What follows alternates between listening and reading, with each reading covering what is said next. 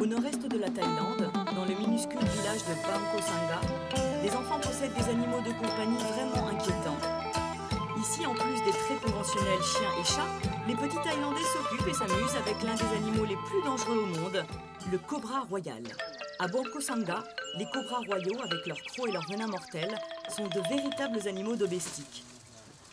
Si à l'origine ils étaient utilisés pour attirer les clients qui venaient au village pour acheter des herbes médicinales, aujourd'hui ils sont devenus des membres du foyer à part entière. Toutes les 30 familles du village possèdent au moins un exemplaire de ce dangereux reptile et il n'est pas rare d'en croiser au beau milieu de la route. Layen Jampila et sa famille en possèdent plusieurs.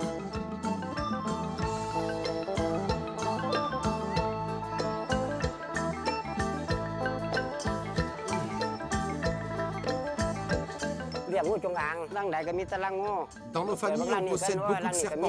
Ici, on n'élève pas de poules ni de canards devant nos maisons. Il n'y a que des reptiles, des cobras royaux. Regardez, dans cette caisse, il y a le plus gros. Et dans celle-ci, il y a le plus méchant. Layen Jampila prend toutes les précautions nécessaires, d'autant plus qu'en cas de morsure au village, il n'y a ni médecin, ni de pharmacie équipée en sérum. Dans ce coin de Thaïlande, les hommes au cobra se soignent avec des plantes. Après la morsure du cobra, on écrase ses feuilles, mélangées avec du jus de citron et on les pose sur la plaie. On doit aussi la manger, la boire en infusion et aussi se laver avec.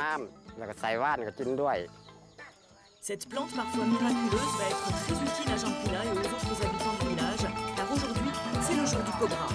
Le jour où les hommes défient les cobras royaux à armes égales. Sur le podium du temple, Jampila se produit dans l'un des affrontements les plus dangereux au monde. Ces cobras ont toujours leurs crocs et leurs venins. Ce sont de véritables armes, chargées et prêtes à tuer. Car malgré les plantes médicinales traditionnelles ici, même au cours des 4 dernières années, 3 hommes ont trouvé la mort.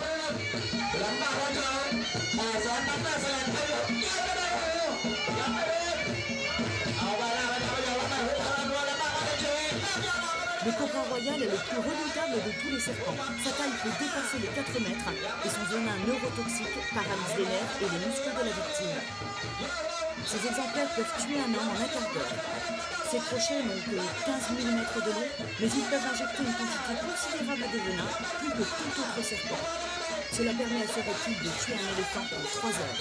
Le cobra royal est pratiquement sourd, mais il ressent les vibrations transmises par le sol, il repère sa proie, son adversaire, et il l'attaque. Transformé en spectacle payant, ce combat est une épreuve suprême du courage des hommes du village. Tous y sont conviés, des plus experts combattants aux petits garçons auxquels on a réservé des serpents d'eau.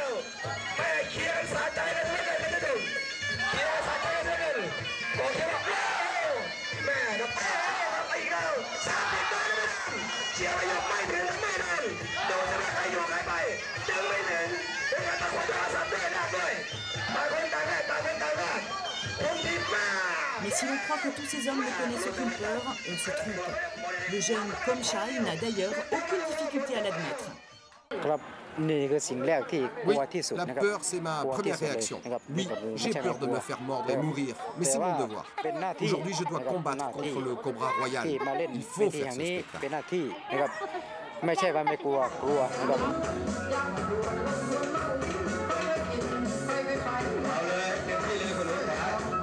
Et pour que le spectacle soit complet, les femmes de tout âge sont aussi de la fête. Pour elles, cobras et autres serpents se transforment en inquiétants partenaires de danse.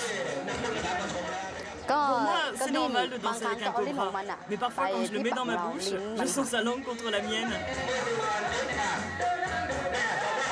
Cette année, le village du Cobra Royal n'a perdu aucun de ses combattants. Et déjà, la relève se prépare pour de nouveaux combats.